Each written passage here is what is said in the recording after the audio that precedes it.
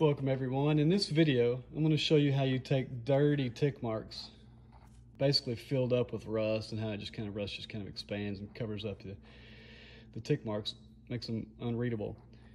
And I'll show you what we're going to turn it into, something bright that we can read with nothing more than this. All right, so look at this. Isn't this nice and pretty? This was so bad, I really could barely even see these tick marks and, you know, the graduations. So I'm not saying that this is how you should do it. I'm not even saying this is what the professionals do. I'm just telling you that I didn't want to use any sandpaper. Don't use sandpaper on this stuff. You're just gonna add abrasives, and if there's a little crack between these joints, which these Bridgeports are made really well, so there's not a lot of way to get grit in there, but I'm sure with a fine enough sandpaper it could. So I'm gonna use a wire wheel, and yeah, there's gonna be some scratches, some surface scratches. Of course, this will be painted again, and I can polish this out if I want to and bring it back to a near mirror. If you so choose, you can. I'll probably leave it rough. I kind of like the way it looks, but that's to each his own. Now, I'm gonna try to find one of these dirtier spots. That's rust. That's just rust that's left over. And I'm gonna move the tripod and try to find you a spot that I can clean up better. All right, so I have it all looking pretty nice.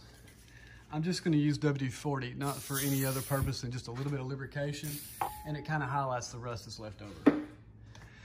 So I'm gonna work on this section somewhere in here because I think the glare on the WD-40 makes it easier to see this location. So right in here, and let's just get after it. May need to go all over it when I'm finished with something finer, but let's just start this area right here. Another thing too, don't be afraid to turn this wide open. You don't need to start on your work and then turn it on because you can gouge. Speed is your friend. Wide open when you start and wide open when you come off the work.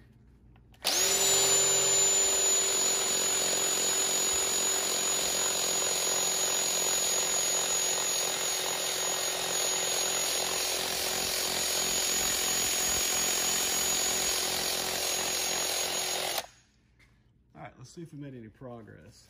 Notice how all this is coming off.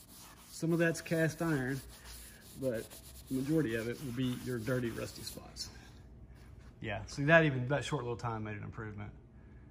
And that concludes this part 1 of cleaning up tick marks. Thanks for watching. Now, I apologize. Every time I seem like I want to talk, the AC unit, the big 4-ton, kicks on to my shop. I have to talk over it. But one thing I wanted to mention, it's okay if you have to use a different angle maybe to get in the tick marks, but just keep in mind you're going to have different, the scratches are going to go in a different direction. So when you finish up, when you're finally done, make sure you only use the same direction, whether it be this way. I find that this way looks nicer because that's kind of the direction the turret spins. So when you finish up, go all over it like this and even out the scratches to a uniform pattern. Also, another very important point, don't work on this with these screws loose, with the bolts loose, because the weight of the head can tip forward a little bit and give you a gap that gunk and stuff can get into. That's bad. Make sure it's locked down before you do any work on this.